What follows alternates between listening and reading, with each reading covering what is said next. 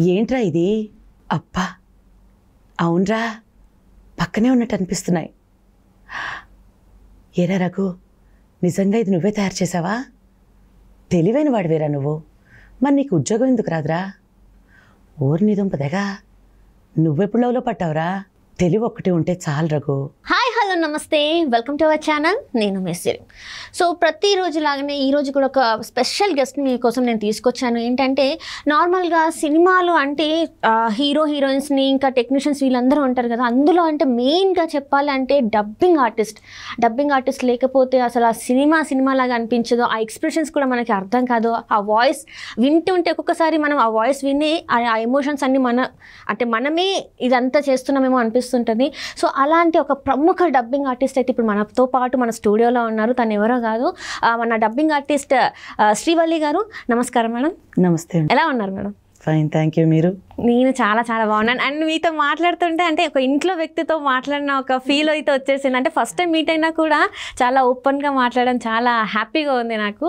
And ఇంత identity లేకపోయినా, recognition లేకపోయినా కూడా మీరు ఇంత డెడికేటెడ్గా వర్క్ చేస్తున్నారు. అయినా కూడా మనకి ఏం గుర్తింపు లేదు. ఫ్యామిలీ మీరు చెప్తున్నారు, చిన్న పిల్లలైనా కూడా నేను సరే వాళ్ళకి ఇవ్వాల్సిన టైం ఇవ్వలేకపోతున్నానని అంటే వద్దు, ఇదంతా వద్దు, నేను చక్కగా ఒక సిస్టమ్ ముందు కూర్చొని ఒక పని చేసేసుకుంటే అయిపోద్ది కదా, అట్లా ఏమనిపించలేదు. అదే, నాకు స్క్రిప్ట్స్ బాగా పేజెస్ చదువుతూ ఉంటాను కదా, అప్పుడు అనిపిస్తుంది మాత్రం చదివితే ఏ ఐఏఎస్ ఐఏపీఎస్.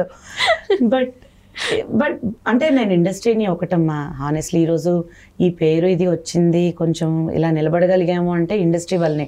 అది ఎప్పుడు నాకు ఆ గ్రాటిట్యూడ్ ఉంది నిజంగా కూడా. కాకపోతే ఏంటంటే ఇప్పుడు కొంచెం ఇబ్బందికరంగా మారుతుంది. ఒకప్పుడు ఎంజాయ్ చేసేవాళ్ళం, డబ్బింగ్ అంటే, వర్క్ అంటే బాగా ఇంట్రెస్టింగ్ గా ఉండేది. ఇప్పుడు ఎంతసేపు నా ఆపర్చునిటీ కాపాడుకునే పరుగులే. రైట్. నేను సస్టైన్ కావడానికి చేసే ప్రయత్నమే తప్ప నాకు వర్క్ వచ్చింది, నేను ఈ వర్క్ రిలాక్స్డ్గా చేసుకోవచ్చు అనే పరిస్థితి ఇప్పుడు లేదు. అంటే ఇప్పటి వరకు అంటే మీరు చేసిన సినిమాస్లలో అంటే పెద్ద డైరెక్టర్స్ మూవీస్ చేశారా మీరు? ఈ డైరెక్టర్ మూవీస్ చేశారు? బాపు గారు. బాపు గారితో వర్క్ చేశాను నేను 2 సినిమాలు, రాధా గోపాలం, శ్రీరామరాజ్యం. ఓకే. అంటే శ్రీరామరాజ్యంలో కౌసల్య, కేఆర్ విజయ గారు చేశారు. ఓకే. ఆవిడకి చెప్పా, ఆవిడంటే అమ్మవారి క్యారెక్టర్స్ చేసేవాళ్ళు, జగన్మాత అలాంటి సినిమా. ఆవిడకి చెప్పాను. అది అసలు వాళ్ళతో వర్క్ చేయడం. రాఘవేంద్రరావు గారితో నేను ఒక యాడ్స్ లో వర్క్ చేశాను. మూవీస్ లో చేయలేదు, యాడ్స్ కి వర్క్ చేశాను.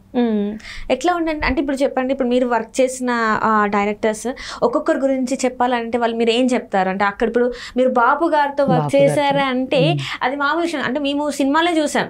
అవును. మాకు శ్రీరామరాజ్యం అప్పుడు కూడా మేము చిన్నపిల్లలు, మాకు అసలు అంత ఐడియా కూడా ఉండదు. ఆయన సినిమాలు చూస్తూ మేము పెరిగిన లెక్క. సో అలాంటి ఒక గ్రేట్ లెజెండ్ తోని మీరు ఆ సినిమాలో ఒక భాగం అయ్యారు అంటే మీకు ఎలా అనిపించింది? నాకు చాలా, నేను నా లైఫ్ లో నేను మర్చిపోలేనమ్మా. ఈవెన్ అందరూ చూడాలి. నాకు తెలిసి శ్రీరామరాజ్యం స్క్రిప్ట్ ఒక బుక్ గా వేయించారు. ఆయన స్క్రిప్ట్ ఎలా రాసుకుంటారు అనేది. ఆయన స్క్రిప్ట్ లో ఇటు సైడ్ రైట్ సైడ్ డైలాగ్ ఉంటే లెఫ్ట్ సైడ్ బొమ్మ ఉంటుంది. అంటే సెట్ ఎలా ఉండాలి, ఆర్టిస్టులు ఎక్కడ కూర్చోవాలి, ఏ పోస్చర్ లో కూర్చోవాలి. పొజిషన్ కాదు, ఇది పొజిషన్. పోస్చర్, వాళ్ళు కాళ్ళు ఎలా పెట్టాలి, వాళ్ళు నడుము ఎలా పెట్టాలి, చేతులు ఎలా పెట్టాలి, తల ఎలా ఉండాలి, కళ్ళు ఎటు తిప్పి చూడాలి. ఆయన బొమ్మ ఉంటుంది ఆయన ప్రతి డైలాగ్ దగ్గర. అది ప్రతి ఒక్కళ్ళ దగ్గర, ప్రతి ఆర్టిస్టుల దగ్గర కానివ్వండి, ఇండస్ట్రీలో ఉన్న ప్రతి ఒక్కళ్ళ దగ్గర ఉండాల్సిన పుస్తకం అది. అంటే బాపు గారిది ఏంటంటే ఆయన బొమ్మలు వేసుకొని ఇది సీన్ అని చెప్పేసి రాసుకుని, అది ఆయనకు అలవాటు అంట. ఆయన ప్రతి సినిమా అలాగే చేస్తారట. అది ఎక్స్ప్లెయిన్ చేస్తారంటారా? అంటే ఇలా ఉంది ఆయన చెప్పక్కర్లేదు. ఇంకా కెమెరామ్యాన్ ఒక్కసారి ఆ బుక్ తీసుకున్నారనుకోండి, ఓహో సెట్ ఇది, నేను ఇక్కడ కెమెరా పెట్టుకోవాలి, ఆర్టిస్టులు ఇక్కడ ఉంటారు, కెమెరామ్యాన్కి అర్థమైపోతుంది. ఆర్టిస్టులు చూస్తే ఓహో నేను ఈ పొజిషన్లో ఇలా నిలబడాలి, ఇలా కూర్చోవాలి. లైటింగ్ వాళ్ళు చూస్తే ఓహో ఇక్కడ ఇంత లైట్ పడాలి, ఇక్కడ డార్క్ గా ఉండాలి. అది బుక్, అదొక డిక్షనరీ టైప్స్ అన్నమాట, మనకి తెలిసిపోతుంది అందులో. ఆ సినిమాలో ఏదైనా డైలాగ్ మీకు ఏమైనా గుర్తుందా?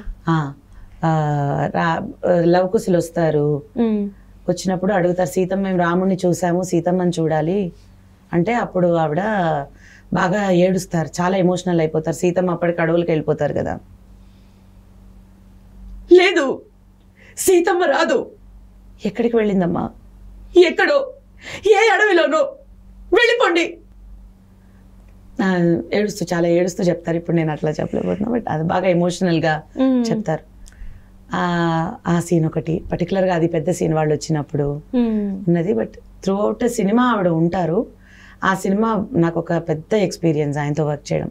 ఇప్పుడు బాపు గారితో అంటే ఇప్పుడు ఆ సినిమాలో మీరు చెప్పారు తను ఏడ్చుకుంటూ, మీరు సినిమాలో డైలాగ్స్ చెప్పేటప్పుడు ఒకవేళ ఎమోషనల్గా ఉందనుకోండి, మీరు ఏడ్ చేస్తారా? ఏడ్ చేస్తే చెప్తారా, లేకపోతే జస్ట్ ఆ వాయిస్లో అది తీసుకొస్తారా?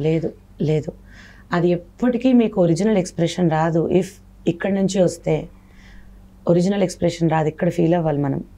అది ఫీల్ అవుతేనే. చాలా మందికి ఏం అభిప్రాయం అంటే మైక్ ముందు కూర్చొని ఒక 4 డైలాగులు చెప్పి ఏడ్ చేసినప్పుడు ఏడ్ చేయడము, అరిచినప్పుడు అరిచేయడం, అది కాదు డబ్బింగ్. పరకాయ ప్రవేశం ఇన్ వన్ వే. నేను మీ బాడీలోకి ప్రవేశించి నా వాయిస్ త్రూ మీ ఎక్స్ప్రెషన్ నేను జనాలకి చెప్తున్నాను. It is not an easy thing. నేను ఇప్పుడు ఏ సీన్ అయితే డైలాగ్ చెప్పానో ఆ సీన్, అమ్మ ఒకసారి సీన్ అంతా చూడు అన్నారు బాపు గారు. చూస్తున్నా ఎంత ఎమోషనల్ అయిపోయానంటే, నాకు అలా అనుకున్నాను బట్ ఏడ్ చేస్తున్నాను. నేను చూస్తూ ఏడ్ చేస్తున్నాను. హాఫ్ అన్ అవర్ అవుతుంది, ఏడు పాగట్లేదు.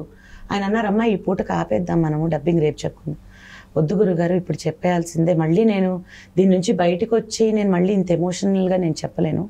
నేను నిజంగా ఏడుస్తూ చెప్పిన డైలాగు, ఆ డైలాగ్ నిజంగా ఏడ్చాను నేను ఆ డైలాగు. సో ఏంటి అంటే చాలా పర్టికులర్గా కొన్ని ఎక్స్ప్రెషన్స్ కానివ్వండి, అది మనం అన్లెస్ అంటిల్ ఫీల్ అయితే తప్ప మనము చెప్పలేము అలాంటివన్నీ కూడా. సో మనం ఇంటర్నల్గా మనం ఫీల్ కావాలి, నేనే ఆ క్యారెక్టర్, నేను ఇప్పుడు కౌసల్య అని నేను నమ్మాలి. నమ్మితేనే ఆ అవుట్పుట్ వస్తుంది. రైట్. అట్లనే ఇప్పుడు మీరు ఇంత చెప్తున్నారు అవుతుంది కదా, లైక్ మీరు థియేటర్లో మీ డైలాగ్ మీరు చూసినప్పుడు, మీ వాయిస్ మీరు విన్నప్పుడు, అంటే థియేటర్లో అసలు ఆ ఎమోషనల్ డైలాగే కావచ్చు, అది మీరు లవ్ ఎక్స్ప్రెస్ చేసే డైలాగే కావచ్చు, అది చూసినప్పుడు మీకు ఎలా అనిపిస్తుంది? అసలు చాలా బాగా అనిపిస్తుంది.